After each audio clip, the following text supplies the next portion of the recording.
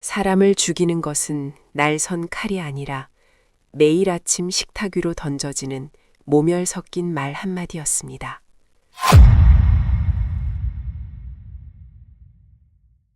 강남 도곡동의 고급 아파트, 샹들리에가 화려하게 빛나는 거실 식탁 위에는 냉랭한 침묵만이 감돌았습니다. 최고급 본차이나 그릇에 담긴 국이 식어가고 있었지만 며느리 지아는 숟가락을 들 엄두조차 내지 못했습니다. 맞은편에 앉은 시어머니 영숙이 눈꼬리를 치켜뜨며 혀를 찾기 때문입니다. 국하니 이게 뭐니? 밍밍해서 원. 내 친정에서는 소금 아끼는 게 미덕이라 가르치던. 영숙의 말끝에는 언제나 지안의 친정을 향한 비릿한 조소가 묻어 있었습니다. 가난한 집안에서 자라나 악착같이 공부해 번듯한 직장에 다니고 있었지만 영숙에게 지안은 그저 근본 없는 며느리일 뿐이었습니다. 지안은 입술을 깨물며 고개를 숙였습니다. 죄송하다는 말을 습관처럼 내뱉으려는 찰나 영숙이 젓가락을 탁 내려놓으며 말을 이었습니다. 그리고 너 회사 그만둬라. 지안의 눈이 커졌습니다. 결혼할 때부터 계속 일하겠다고 약속받았고 지안의 월급은 친정 부모님의 병원비와 생활비로 쓰이고 있었습니다. 어머니, 그게 무슨 말씀이세요?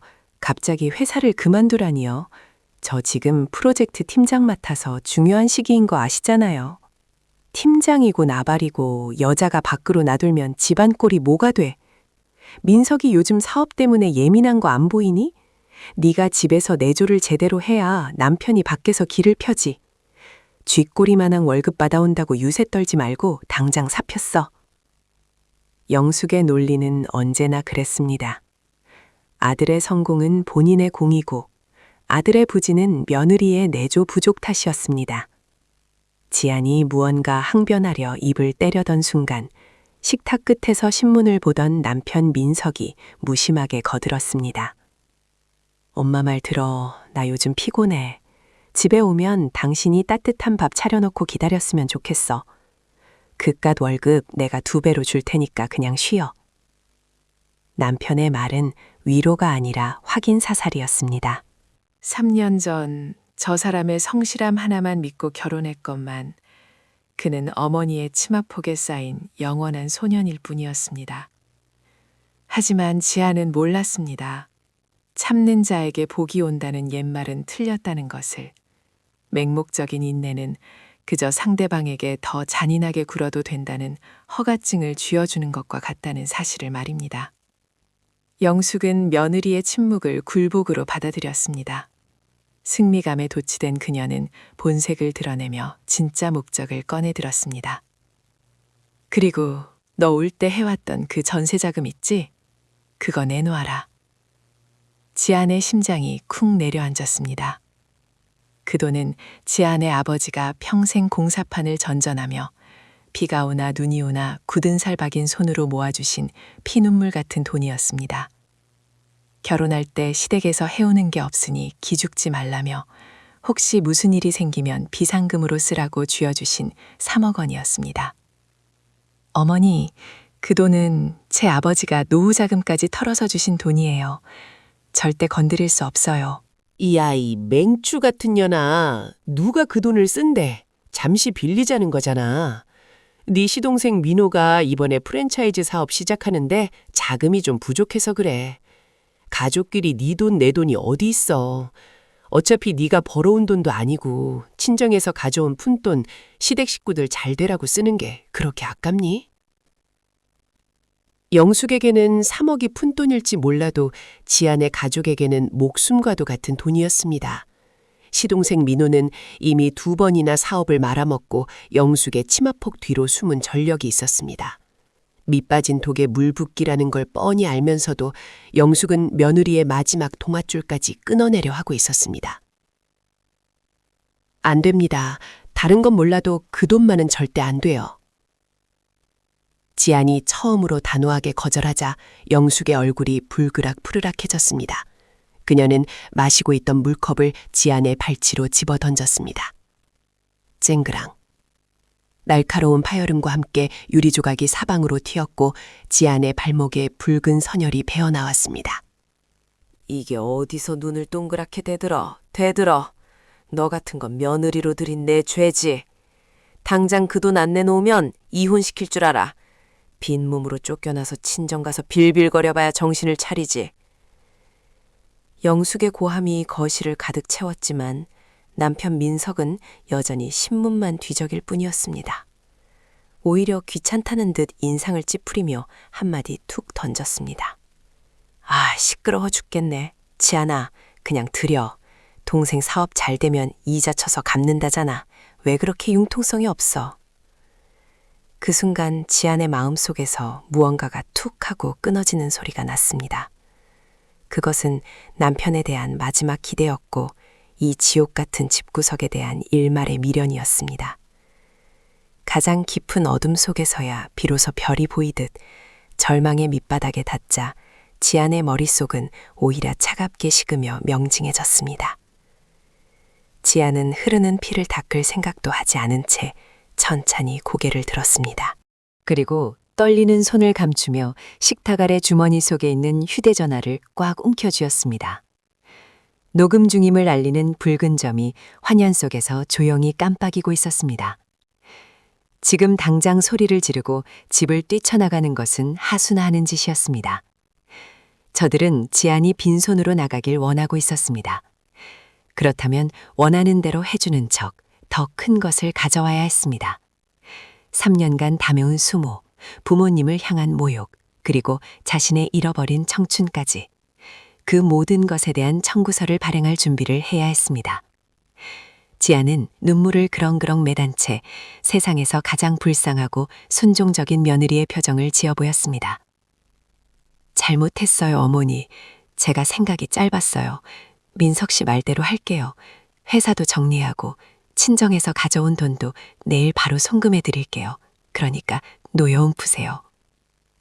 지안의 굴복에 영숙의 얼굴에 화색이 돌았습니다. 그녀는 콧방귀를 뀌우며 의기양양하게 웃었습니다. 진작 그럴 것이지. 꼭 매를 들어야 말을 듣는다니까. 내일 아침 일찍 은행부터 다녀와라. 민호가 급하다니까. 네 어머니, 분부대로 할게요. 지안은 고분고분하게 대답하며 자리에서 일어났습니다.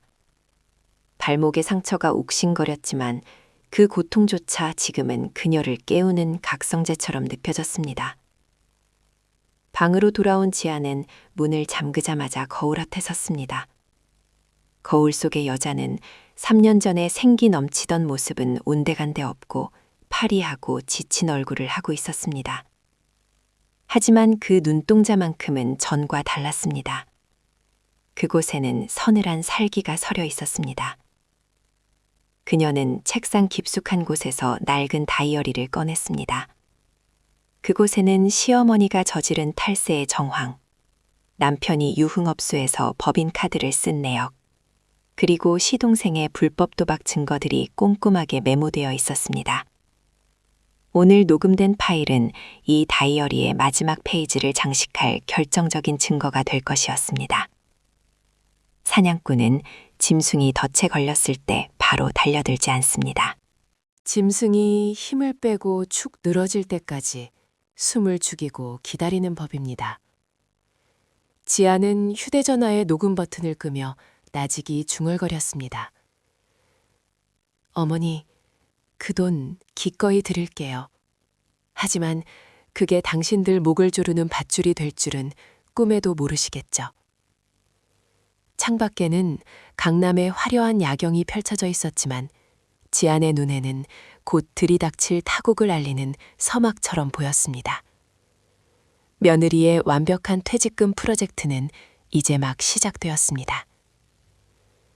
세상에서 가장 차가운 비는 하늘에서 내리는 것이 아니라 사람의 눈에서 흐르는 눈물을 돈으로 계산할 때 내리는 법입니다. 장례식장 특유의 국화향과 육개장 냄새가 뒤섞인 눅눅한 공기 속에서 지아는 상복을 입은 채 멍하니 영정사진을 바라보고 있었습니다. 아버지는 시댁에 보낸 3억 원을 마련하느라 무리하게 야간 작업까지 자처하시다 과로로 쓰러지셨고 끝내 다시 일어나지 못하셨습니다. 평생 가족을 위해 헌신한 아버지의 마지막 하는 길은 초라하기 그지없었습니다. 하지만 지안의 가슴을 더욱 후벼파는 것은 아버지의 죽음 그 자체가 아니라 그 죽음 앞에서도 뻔뻔하게 고개를 쳐드는 산 사람들의 탐욕이었습니다. 조문객들의 발길이 뜸해진 늦은 밤, 시어머니 영숙이 화려한 검은색 밍크 코트를 걸치고 빈소에 나타났습니다. 그녀의 등장은 마치 패션쇼 런웨이를 걷는 듯 당당했고 슬픔에 잠긴 유족들을 위로하기보다는 주변의 시선을 즐기는 듯했습니다. 영숙은 향을 피우고 절을 하는 둥 마는 둥 하더니 곧장 지안을 구석진 자리로 불러냈습니다. 지안아, 손님들이 꽤 많이 왔구나. 내 아버지 공사판에서 일하셨다더니 인맥은 꽤 있으셨나 봐. 위로의 말 한마디 없이 건네는 첫마디가 조문 객수에 대한 품평이라니. 지안은 치밀어 오르는 분노를 억누르며 간신히 대답했습니다. 네, 아버지가 워낙 사람을 좋아하셔서요. 그래. 그럼 부조금도 꽤 들어왔겠네.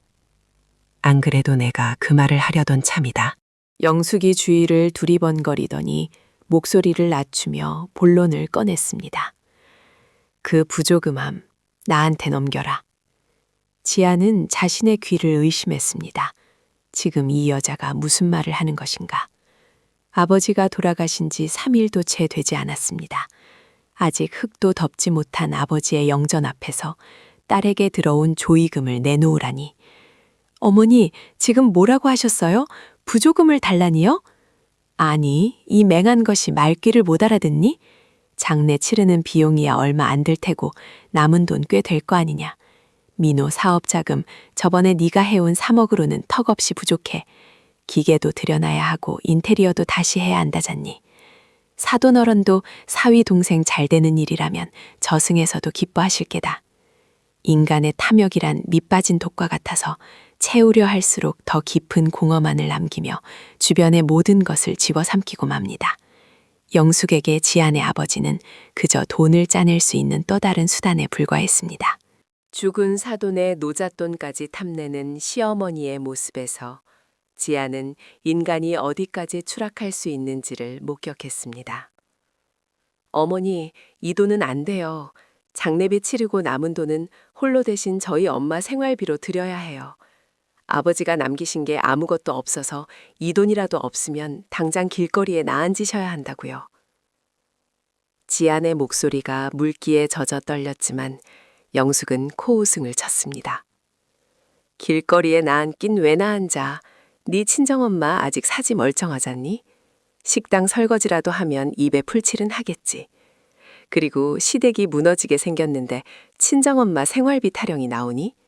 출가 외인이라더니 넌 아직도 네가 김씨 집안 사람인 줄 아는구나? 넌 이제 우리 집 귀신이 될 사람이야. 그때 접객실에서 술을 마시던 남편 민석이 비틀거리며 다가왔습니다. 그는 상황을 파악하려 하지도 않은 채 붉게 달아오른 얼굴로 어머니 편을 들었습니다. 지연아, 엄마 말씀이 맞잖아. 장모님이야 시골 내려가서 소일거리 하시면 되고 지금 민호가 급하다는데 왜 그렇게 이기적이야? 당신 우리 집 며느리 아니야? 남편의 입에서 나오는 이기적이라는 단어가 지안의 가슴에 비수처럼 꽂혔습니다. 3년간 자신의 월급을 몽땅 시댁에 바치고 친정아버지가 피땀 흘려 모은 노후 자금까지 갖다 바쳤습니다. 그런데 돌아온 것은 아버지를 잃은 슬픔에 대한 위로가 아니라 마지막 남은 핏물까지 빨아먹으려는 흡혈귀들의 악귀 다툼이었습니다. 누군가의 불행을 보며 자신의 입속을 챙기는 것은 짐승만도 못한 짓이라 배웠건만 눈앞의 시어머니와 남편은 그 짐승의 탈조차 쓰지 않은 맨얼굴의 악마였습니다. 지아는 더 이상 눈물을 흘리지 않았습니다. 눈물샘이 말라버린 자리에 차가운 이성이 들어찼습니다. 지아는 부조금 가방을 가슴에 단단히 품으며 영숙을 똑바로 쳐다보았습니다. 어머니, 그리고 민석 씨, 이게 제 마지막 경고예요. 이 돈 절대 못 드려요. 그리고 저한테 하신 말씀들 사과하세요. 저희 아버지 영정 앞에 무릎 꿇고 비세요. 그렇지 않으면 저도 더 이상 참지 않겠습니다. 지안의 서슬퍼런 눈빛에 영숙이 잠시 흠칫했지만 이내 기가 차다는 듯 헛웃음을 터뜨렸습니다. 허? 이것 봐라. 이제 눈에 뵈는 게 없나 보지? 경고? 네가 감히 나한테 경고를 해? 사과? 누가 누구한테 사과를 하라는 거야? 주제 파악도 못하는 천한 것 같으니라고. 영숙은 손에 들고 있던 핸드백으로 지안의 어깨를 내리쳤습니다. 퍽 하는 소리와 함께 지안이 휘청거렸지만 그녀는 쓰러지지 않고 두 발로 버티고 섰습니다. 빈소에 있던 몇 안 되는 조문객들이 수근거리며 쳐다보았지만 영숙은 아랑곳하지 않고 고래고래 소리를 질렀습니다. 당장 그 돈 내놓고 내 집에서 막아. 이혼이야, 이혼. 너 같은 며느리 필요 없다. 어디서 감히 시어머니한테 눈을 부라려.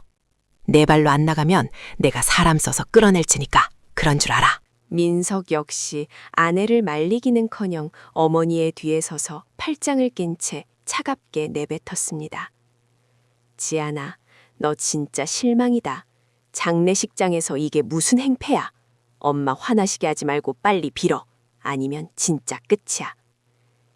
지안은 천천히 고개를 끄덕였습니다. 그것은 긍정의 의미가 아니라 그들과의 인연의 종지부를 찍는 확인 도장이었습니다. 그녀는 품에 안고 있던 부조금 가방을 고쳐들고 한 발자국 뒤로 물러섰습니다. 폭풍우가 몰아치기 직전의 바다가 가장 고요하듯 지안의 침묵은 체념이 아니라 모든 것을 쓸어버리기 위한 거대한 해일의 전조였습니다. 알겠습니다. 원하시는 대로 해드리죠. 나가라고 하셨으니 나가겠습니다. 이혼하자고 하셨으니 그것도 해드리죠. 지안의 목소리는 소름 끼칠 정도로 차분했습니다. 영숙은 며느리가 겁을 먹고 빈말을 하는 것이라 생각하며 비웃음을 날렸습니다. 오냐, 잘 생각했다. 당장 내 짐 싸서 나가라. 위자료는 꿈도 꾸지 마라. 빈 몸으로 들어왔으니 빈 몸으로 나가는 게 도리지. 후회하지 않으시겠어요? 지안이 마지막으로 물었습니다.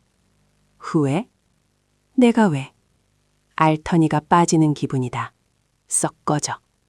영숙의 고함이 장례식장의 정막을 찢었습니다. 지안은 더 이상 대꾸하지 않고 뒤를 돌았습니다. 영정 사진 속 아버지가 슬픈 눈으로 딸의 뒷모습을 바라보고 있는 듯했습니다. 지안은 마음속으로 아버지에게 속삭였습니다. 아빠, 조금만 기다려요. 아빠를 이렇게 만든 사람들, 그리고 아빠의 마지막 길마저 모욕한 이 사람들, 제가 반드시 피눈물 흘리게 만들게요. 그때까지만 참아주세요. 지안은 빈소를 나섰습니다. 방공기는 차가웠지만 그녀의 가슴 속에서 타오르는 복수의 불길은 그 어느 때보다 뜨거웠습니다. 영숙과 민석은 승리감에 취해 있었지만 그들은 알지 못했습니다. 자신들이 방금 쫓아낸 것이 단순한 며느리가 아니라 자신들의 파멸을 불러올 재앙의 씨앗이라는 사실을 말입니다. 어둠 속으로 사라지는 지안의 손에는 여전히 휴대전화가 들려 있었습니다. 장례식장에서의 패륜적인 언행, 협박, 그리고 폭행까지 모든 것이 고스란히 기록된 그 작은 기계가 차가운 빛을 내뿜고 있었습니다. 이제 사냥의 시간이 다가오고 있었습니다. 진정한 소유란 등기부 등본에 적힌 이름이 아니라 그 대상을 지킬 수 있는 자격에서 비롯되는 법입니다. 장례식이 끝나고 며칠 뒤 지안은 다시 그 지옥 같은 도곡동 아파트 거실에 앉아 있었습니다.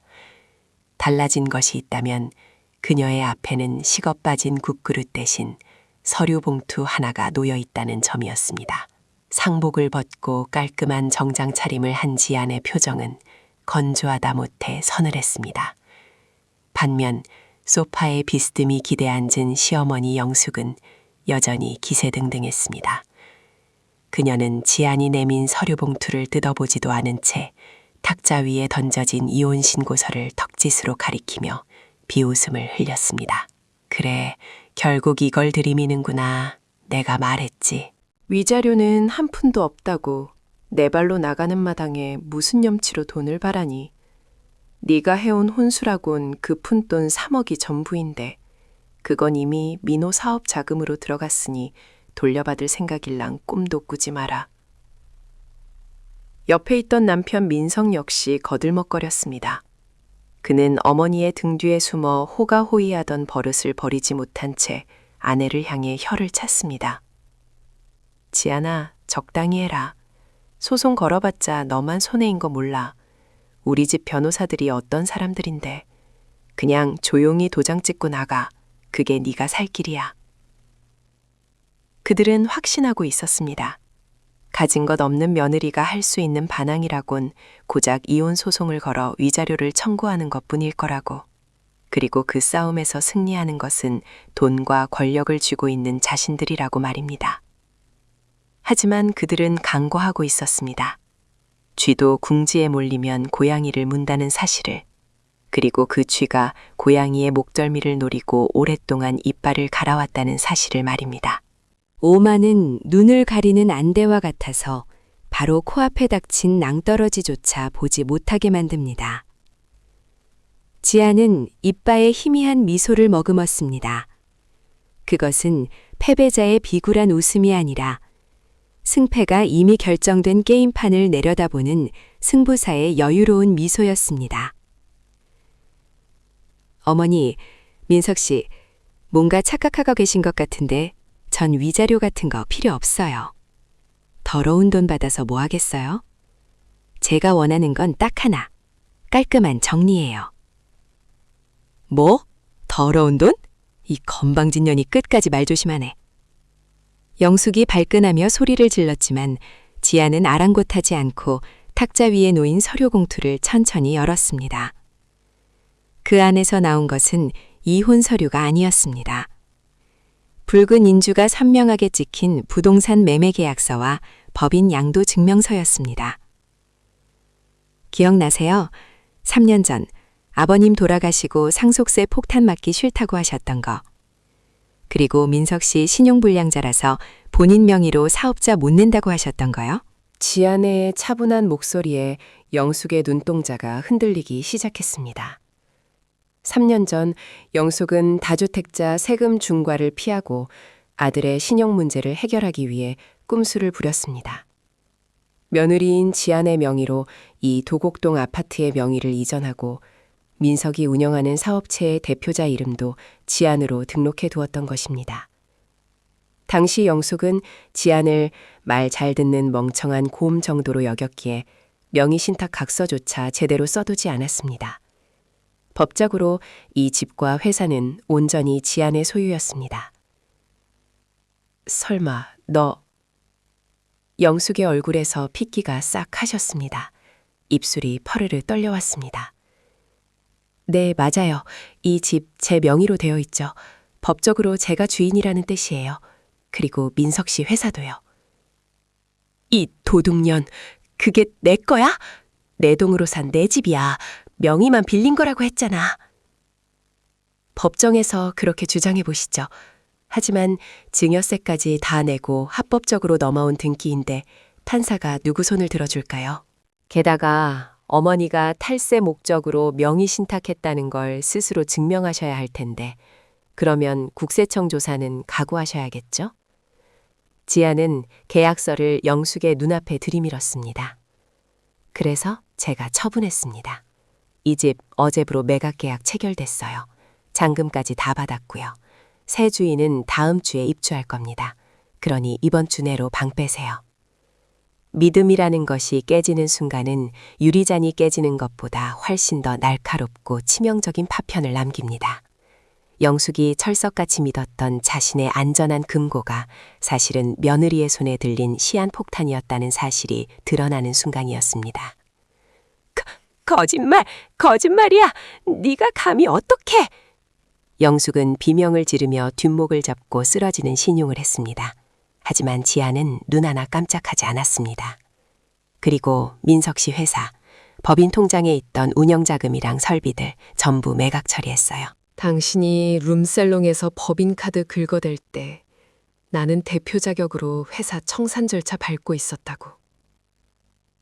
민석은 넋이 나간 표정으로 중얼거렸습니다. 야, 그럼 내 사업은, 내 사무실은?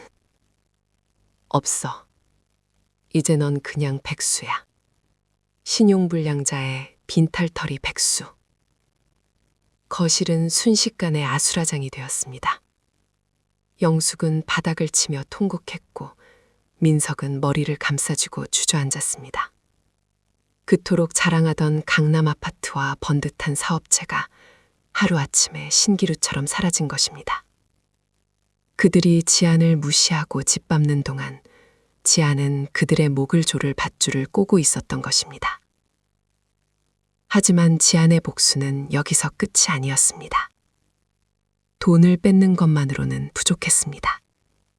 그 돈이 다시는 그들의 손에 들어가지 못하게 만들어야 했습니다. 아, 그리고 매각대금 말인데요. 지안의 말에 영숙이 번개처럼 고개를 들었습니다. 탐욕스러운 눈빛이 다시금 번뜩였습니다. 그래, 그 돈 내놔. 그건 내 돈이야. 지아는 가방에서 또 다른 서류 한 장을 꺼냈습니다. 기부 증서였습니다. 안타깝게도 그 돈은 제가 가질 생각이 없어요. 더러운 돈이라서요. 그래서 전액 기부했습니다. 뭐라고? 아버지 이름으로 된 장학재단과 독거노인 지원센터에 전액 기부 처리했어요. 이미 송금 끝났고 기부 영수증까지 발급받았습니다. 보이시죠? 고 김철수님의 뜻을 기리며 우리 아버지가 평생 못다 베푼 사랑, 제가 대신 실천했습니다. 영숙의 눈이 뒤집혔습니다. 단순히 돈을 뺏긴 것이 아니라 그 돈이 공중분해되어 다시는 찾을 수 없는 곳으로 사라져버렸다는 사실에 그녀는 이성을 잃고 말았습니다. 아, 내 돈! 내 30억! 야, 이 미친년아! 죽여버릴 거야! 영숙이 지안에게 달려들려 했지만 다리에 힘이 풀려 그만 바닥으로 고꾸라지고 말았습니다. 그녀는 짐승처럼 울부짖으며 바닥을 긁어댔습니다. 평생을 돈만 쫓아 살아온 노파에게 전 재산이 며느리의 손에 의해 기부되었다는 사실은 사형 선고나 다름없었습니다. 사냥감이 사냥꾼의 목덜미를 물어뜯는 순간 숲의 법칙은 송두리째 뒤바뀌고 맙니다. 이제 포식자는 지안이었고 영숙과 민석은 덫에 걸린 비참한 먹잇감에 불과했습니다. 지안은 바닥에 엎드려 절규하는 시어머니와 멍하니 천장만 바라보는 남편을 싸늘하게 내려다보았습니다. 위자료는 안 주셔도 돼요. 이 집 한 돈으로 좋은 일 했으니 그걸로 퉁치죠. 아, 그리고 짐 쌀 시간은 딱 3일 드릴게요. 그 뒤에는 용역업체 불러서 다 드러낼 거니까 알아서 하세요.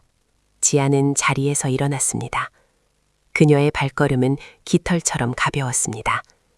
뒤에서 들려오는 영숙의 저주 섞인 고함과 통곡 소리는 마치 지안의 새로운 출발을 축하하는 팡파르처럼 들렸습니다. 현관문을 나서자 시원한 바람이 불어왔습니다. 3년 동안 가슴을 짓누르던 바위가 사라진 기분이었습니다. 하지만 지안은 알고 있었습니다. 아직 끝이 아니라는 것을. 궁지에 몰린 쥐는 반드시 최후의 발악을 할 것이고 영숙에게는 아직 히든카드가 하나 남아 있었습니다. 바로 밖에서 나와왔다는 민석의 숨겨진 아들, 그 가짜 손자 말입니다. 지아는 휴대전화를 꺼내 어딘가로 전화를 걸었습니다. 네, 변호사님, 1단계는 끝났습니다. 네, 예상대로 난리가 났네요. 이제 2단계 준비해 주세요.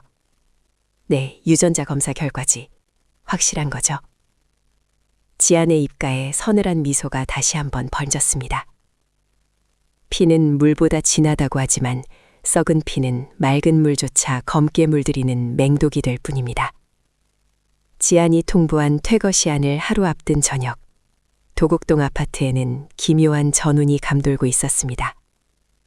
짐을 싸기는커녕 시어머니 영숙은 거실 소파 한가운데에 여왕처럼 앉아 있었고 그 옆에는 낯선 여자가 어린아이를 안은 채 불안한 눈빛으로 앉아 있었습니다.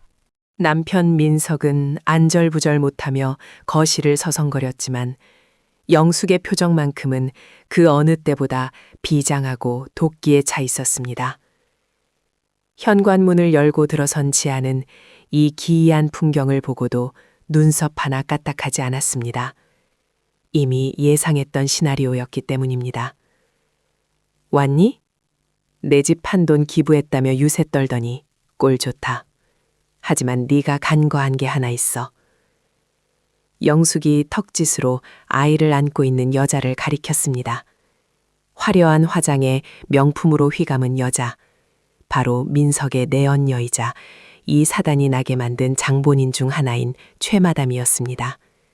그리고 그녀의 품에는 서너 살쯤 되어 보이는 남자아이가 안겨 있었습니다. 인사해라. 우리 민석이 아들, 내 손주 준우다. 네가 애 못 난다고 구박받을 때 우리 민석이는 밖에서 이렇게 떡두꺼비 같은 아들을 보았단다. 영숙의 목소리에는 승리감이 묻어났습니다. 그녀에게 핏줄은 곧 권력이자 며느리를 찍어 누를 수 있는 가장 강력한 무기였습니다. 네가 기부한 돈 소송 걸어서 다시 찾아올 거다. 그리고 이 아이 호적에 올리면 넌 그냥 낙동강 오리알 신세야. 위자료? 오히려 네가 유책 배우자가 돼서 쫓겨날 판이다. 지금이라도 무릎 꿇고 그 기부 취소해라. 그리고 이 집 명의 다시 돌려놓겠다고 각섰어. 그러면 내가 첩살이 하는 셈 치고 한 구석에 방한칸은 내주마.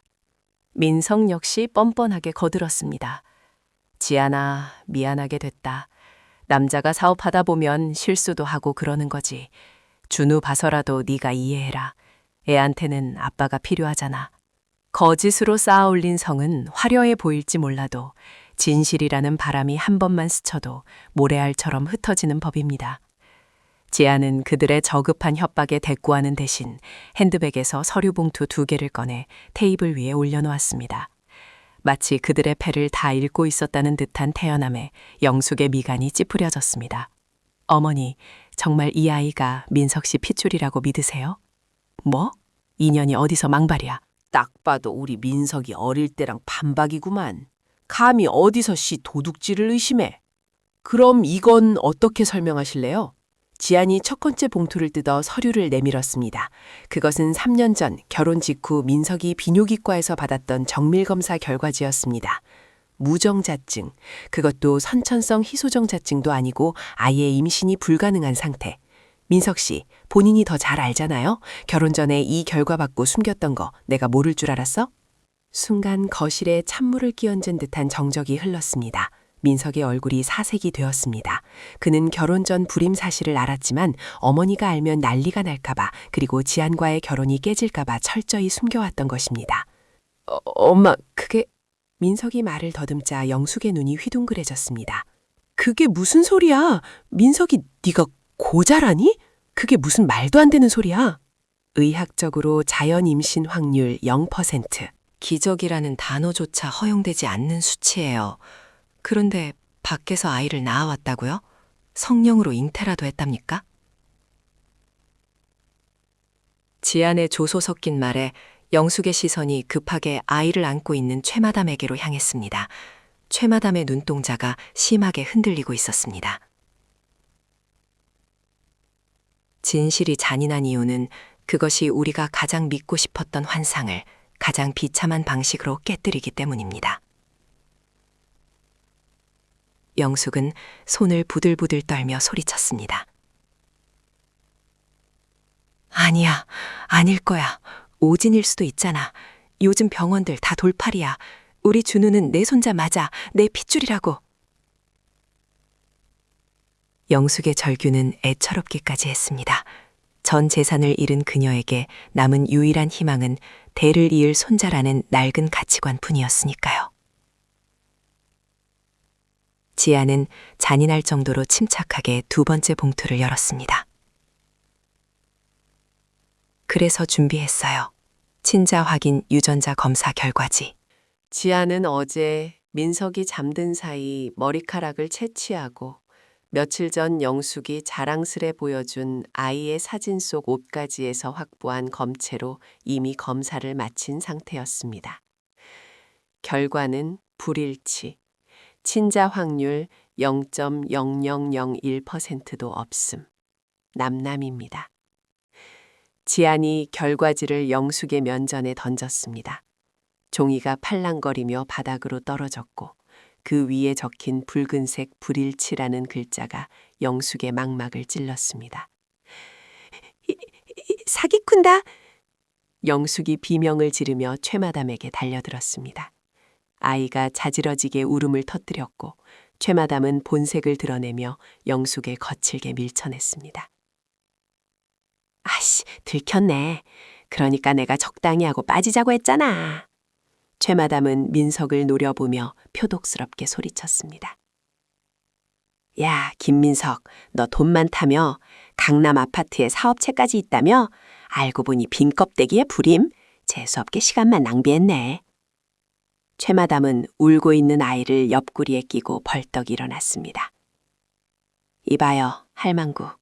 당신 아들이 멍청해서 속은 걸 누굴 탓해. 그리고 위자료? 웃기고 있네. 당신 아들이 나 꼬셔서 유부남인 거 속이고 만난 거야. 나도 피해자라고. 내 돈, 민석이 사업자금이라며 가져간 그 5천만 원 내놔, 이 도둑년아. 영숙이 최마담의 머리채를 잡으려 했지만 젊은 여자의 힘을 당해낼 수는 없었습니다. 최마담은 영숙을 바닥에 내동댕이 치고는 뒤도 돌아보지 않고 현관을 빠져나갔습니다. 아이고, 아이고, 내 돈, 내 손자. 바닥에 널브러진 영숙은 짐승처럼 울부짖었습니다. 재산도 집도 그리고 그토록 집착하던 핏줄마저도 모두 거짓이고 허상이었음이 드러났습니다.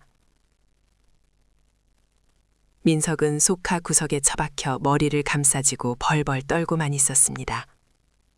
남을 해치기 위해 파놓은 함정은 결국 그 깊이를 가늠하지 못한 자신의 무덤이 되고 맙니다. 지아는 난장판이 된 거실을 차갑게 내려다보았습니다. 3년 동안 자신을 괴롭히던 거대한 성벽이 사실은 썩은 지푸라기로 지어진 초가 삼간에 불과했음을 확인하는 순간이었습니다. 이제 아시겠어요? 어머니가 그토록 자랑하던 아들의 실체를, 그리고 어머니가 저를 쫓아내려고 끌어들인 그 욕심이 어떤 결과를 가져왔는지. 지안의 목소리는 높지도 낮지도 않았지만 영숙의 가슴을 후벼 파는 송곳처럼 날카로웠습니다. 내일 아침 9시입니다. 그때까지 안 비우면 강제 집행 들어갑니다. 아, 그리고 민석 씨. 상간녀 소송이랑 이혼 소송은 별도로 진행될 거예요. 유책 배우자는 당신이니까 빈털퍼리로 쫓겨날 준비나 하세요. 지아는 바닥에 떨어진 유전자 검사 결과지를 밟고 지나갔습니다. 영숙이 지안의 바짓가랑이를 잡으려 손을 뻗었지만 지안은 매몰차게 뿌리쳤습니다. 지안아, 며느라, 내가 잘못했다, 제발. 영숙의 비굴한 목소리가 등 뒤에서 들려왔지만 지아는 멈추지 않았습니다. 한때는 저 목소리에 주눅들어 숨조차 크게 쉬지 못했던 자신이 떠올랐습니다. 하지만 이제 그 목소리는 패배자의 비명으로밖에 들리지 않았습니다. 현관문을 닫고 나오는 순간 아파트 복도에는 적막만이 감돌았습니다. 하지만 그 적막은 외로움이 아닌 완벽한 자유를 알리는 고요함이었습니다. 지아는 깊은 숨을 들이마셨습니다. 차가운 공기가 폐부 깊숙이 들어와 뜨겁게 달아올랐던 속을 식혀주었습니다. 이제 마지막 순서가 남았습니다. 그들이 지은 죄에 대한 법적인 심판, 그리고 지안 자신의 새로운 인생을 위한 화려한 피날레가 기다리고 있었습니다. 모든 계절이 그러하듯 혹독한 겨울이 지나가야만 비로소 따스한 봄이 찾아오는 것은 거스를 수 없는 자연의 섭리입니다. 지안의 인생을 꽁꽁 얼어붙게 만들었던 그 길고 긴 겨울도 이제 막바지를 향해 가고 있었습니다. 도곡동 아파트에서 쫓겨난 영숙과 민석의 몰락은 예견된 수순처럼 빠르고 처참하게 진행되었습니다. 지안이 국세청에 제보한 차명 계좌와 명의 신탁 자료들은 그야말로 핵폭탄급 파괴력을 발휘했습니다. 영숙이 평생을 바쳐 긁어모은 은닉 재산들은 세무조사의 칼날 아래 낱낱이 파헤쳐졌고 거액의 추징금과 벌금이 그들의 숨통을 조여왔습니다. 한때 강남 사모님 소리를 들으며 떵떵거렸던 영숙은 이제 월세 보증금조차 마련하지 못해 변두리의 허름한 단칸방으로 밀려났습니다. 곰팡이가 핀 벽지와 퀴퀴한 냄새가 진동하는 그 좁은 방에서 영숙과 민석은 서로를 탓하며 매일같이 고성을 질러댔습니다. 네가 그 사기꾼년한테 속지만 않았어도 그 가짜 손자놈한테 퍼다준 돈만 있었어도 내가 이 꼴은 안 났어. 엄마가 며느리 쥐잡듯이 잡아서 쫓아내지만 않았어도 지안이가 이렇게까지 독하게 나오진 않았을 거 아니야. 이게 다 엄마 욕심 때문이라고. 서로를 향한 비난은 허공에서 부딪혀 더 큰 상처로 돌아올 뿐이었습니다. 민석은 신용불량자가 되어 일용직조차 구하기 힘든 처지가 되었고 영숙은 화병으로 몸져 누워 약봉지를 달고 사는 신세가 되었습니다. 그들이 지안에게 주었던 모멸감과 고통은 고스란히 부메랑이 되어 그들의 뼈와 살을 깎아내리고 있었습니다. 후회란 언제나 가장 늦게 도착하는 손님과 같아서 모든 잔치가 끝나고 난장판이 된 뒤에야 문을 두드리는 법입니다. 어느 날 지안이 근무하는 새 회사 로비로 영숙과 민석이 찾아왔습니다. 낡고 해진 옷차림에 초췌한 몰골을 한 그들은 경비원에게 제지당해 실랑이를 벌이고 있었습니다. 로비를 지나던 지안은 그 소란을 목격하고 잠시 발걸음을 멈췄습니다. 지안아, 며느라, 나 좀 보자. 우리 좀 살려다오. 지안을 발견한 영숙이 경비원을 뿌리치고 달려와 바닥에 넙죽 엎드렸습니다. 민석 역시 그 옆에서 비굴하게 손을 비벼댔습니다. 지안아, 내가 잘못했다. 귀신에 쓰여섰나 봐. 한 번만 용서해줘. 그 세금 문제랑 소송들. 네가 취하만 해주면 우리가 어떻게든 살아볼게. 응? 우리 식구였잖아. 지아는 싸늘한 눈으로 발밑에 두 사람을 내려다보았습니다. 예전 같았으면 가슴이 떨리고 두려웠을 그들이었지만 지금인 그저 길가에 굴러다니는 돌멩이보다 못한 존재로 보였습니다. 동정심조차 들지 않는 완벽한 타인이었습니다. 식구요? 가족이라는 이름으로 착취하고 모욕하고 기만하는 게 식구인가요? 당신들이 말하는 식구는 필요할 때만 찾고 필요 없으면 내다버리는 소모품이었잖아요. 아니야. 내가 늙어서 노망이 났었나 보다. 지안아, 제발. 나 감옥 가기 싫다. 이 늙은이가 감옥에서 죽으면 좋겠니? 영숙이 지안의 바짓단을 잡고 늘어졌습니다. 눈물 콧물을 흘리며 애원하는 그 모습에서 과거의 서슬퍼런 시어머니의 모습은 찾아볼 수 없었습니다. 하지만 지안은 단호하게 발을 뺐습니다. 법대로 하세요. 제가 할 수 있는 건 아무것도 없습니다. 아니, 할 수 있다 해도 하지 않을 겁니다. 당신들이 지은 죄, 당신들이 감당하세요. 그게 세상의 이치니까요. 뿌린 대로 거둔다는 말은 단순한 속담이 아니라 인생이라는 장부에 기록되는 가장 정확한 대차대조표일 것입니다. 지아는 뒤도 돌아보지 않고 돌아섰습니다. 뒤에서 영숙의 통곡 소리와 민석의 고함이 들려왔지만 지안의 귀에는 닿지 않았습니다. 그것은 이제 그녀의 인생과는 아무런 상관없는 소음일 뿐이었습니다. 며칠 뒤 지아는 아버지의 납골당을 찾았습니다. 유리창 너머로 환하게 웃고 있는 아버지의 사진 앞에 지아는 기부증서와 이혼 확정 판결문을 나란히 올려놓았습니다. 아빠 보고 있어. 아빠 땀방울이 들어간 그 돈, 세상에서 가장 필요한 곳에 쓰였어. 그리고 나 이제 진짜 자유야. 지안의 눈에서 뜨거운 눈물이 흘러내렸습니다. 그것은 슬픔의 눈물이 아니라 긴 터널을 빠져나온 자만이 흘릴 수 있는 해방의 눈물이었습니다. 아버지는 비록 곁에 없지만 지안이 지켜낸 자존심과 정의로움 속에 영원히 살아 숨쉬고 있었습니다. 납골당을 나서는 지안의 발걸음은 깃털처럼 가벼웠습니다. 봄바람이 그녀의 머리카락을 부드럽게 스치고 지나갔습니다. 길가에는 겨우내 얼었던 땅을 뚫고 노란 개나리가 피어나고 있었습니다. 지안은 휴대전화를 꺼내 새롭게 시작할 프로젝트의 기획안을 확인했습니다. 그녀의 앞에는 누구의 간섭도 억압도 없는 오롯이 그녀 자신만의 인생이 펼쳐져 있었습니다. 과거의 상처는 흉터로 남겠지만 그 흉터는 그녀를 더욱 단단하게 만드는 훈장이 될 것입니다. 영숙과 민석은 파산 선고를 받고 뿔뿔이 흩어졌다는 소식이 들려왔습니다. 영숙은 요양병원의 좁은 침상에서 쓸쓸한 말년을 보내게 되었고 민석은 일용직을 전전하며 술에 절어 산다고 했습니다. 하지만 지안에게 그 소식은 더 이상 기쁨도 슬픔도 아니었습니다. 그저 스쳐 지나가는 바람 소리일 뿐. 진정한 복수란 상대를 무너뜨리는 것에서 완성되는 것이 아니라 그들이 망쳐놓으려 했던 내 삶을 그 보란 듯이 아름답게 꼽티우는 것입니다.